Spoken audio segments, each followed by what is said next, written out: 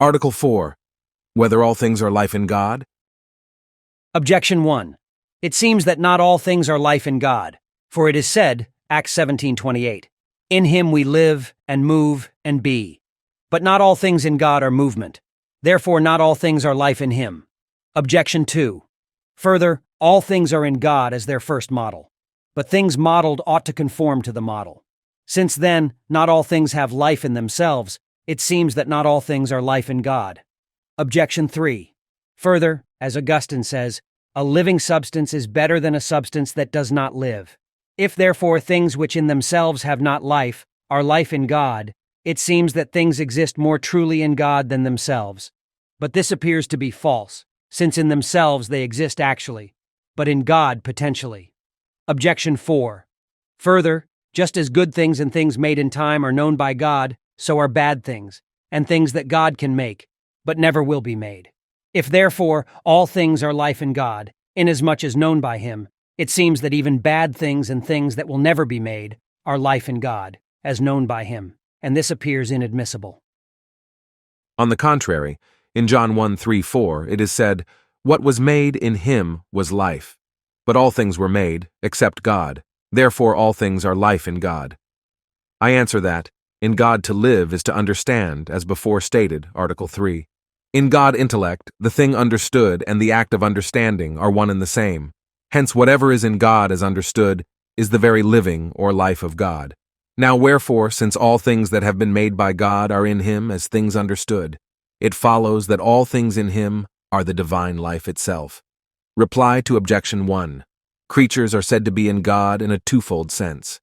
In one way, so far they are held together and preserved by the divine power, even as we say that things that are in our power are in us, and creatures are thus said to be in God, even as they exist in their own natures. In this sense, we must understand the words of the Apostle when he says, "In him we live, move, and be," since our being, living, and moving are themselves caused by God. In another sense, things are said to be in God, as in him who knows them, in which sense they are in God through their proper ideas, which in God are not distinct from the divine essence. Hence things as they are in God are the divine essence. And since the divine essence is life and not movement, it follows that things existing in God in this manner are not movement, but life. Reply to Objection 2. The thing modeled must be like the model according to the form, not the mode of being. For sometimes the form has being of another kind in the model from that which it has in the thing modeled. Thus the form of a house has in the mind of the architect immaterial and intelligible being, but in the house that exists outside his mind, material and sensible being. Hence the ideas of things, though not existing in themselves, are life in the divine mind, as having a divine existence in that mind. Reply to Objection 3. If form only, and not matter, belonged to natural things, then in all respects natural things would exist more truly in the divine mind, by the ideas of them, than in themselves. For which reason, in fact, Plato held that the separate man was the true man, and that man, as he exists in matter, is man only by participation. But since matter enters into the being of natural things, we must say that those things have simply being in the divine mind more truly than in themselves, because in that mind they have an uncreated being, but in themselves a created being, whereas this particular being, a man or horse, for example, has this being more truly in its own nature than in the divine mind, because it belongs to human nature to be material, which, as existing in the divine mind, it is not. Even so, a house has nobler being in the architect's mind than in matter.